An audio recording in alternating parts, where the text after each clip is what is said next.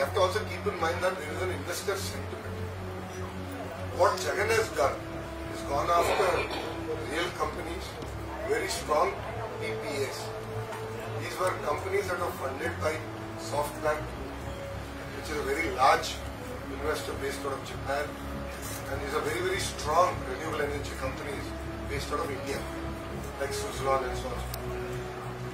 Now, if you harass such companies, obviously no one will come. Because SoftBank has a global reputation. They'll go and tell. Lulu has a global reputation. They'll go and tell. Franklin Templeton has a global reputation. They'll go and tell. You know the weirdest thing? Jagan Mohan Reddy invested in Franklin Templeton Mutual Fund, his own money, as per his affidavit. And he called Franklin Templeton a fake company when he was leader of opposition. He invested. You look at election affidavit of Jagan. He invested his own money in Franklin Templeton Mutual Fund. And he had the audacity to call Franklin Templeton. PPL రద్దు జరిగినప్పుడు చాలా మంది ఇబ్బంది పడ్డారు. వీళ్ళ బెదిరింపులు వేధింపులు తట్టుకోలేక పక్క రాష్ట్రానికి వెళ్ళిపోయారు.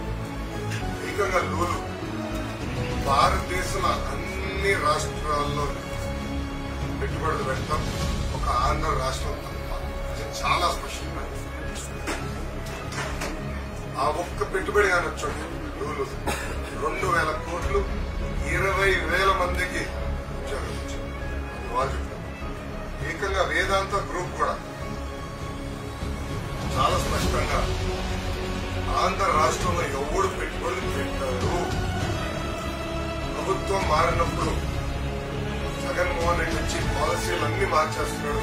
దీనివల్ల రాష్ట్రం చాలా దెబ్బతింటుందని చాలా స్పష్టంగా ఏకంగా మోహన్ దాస్ పై గారు అయితే గవర్నమెంట్ టెర్రరిజం నడుస్తుంది ఆంధ్ర రాష్ట్రం. దీనివల్ల ఆంధ్ర రాష్ట్ర యువకులు ఉద్యోగాలు కోల్పోతారని చాలా స్పష్టంగా జగన్మోహన్ రెడ్డి వ్యక్తి ముఖ్యమంత్రి ఫ్రాంక్లిన్ టెంపుల్టన్, రైతాస్, లూలు, మోలీటెక్, mega seed park, HSBC, Amara Raja, Jockey, Asian paper pulp లాంటి అనేక సంస్థలు బాయ్ బాయ్ ఏపీ అని చెప్పే పరిస్థితి వచ్చారు.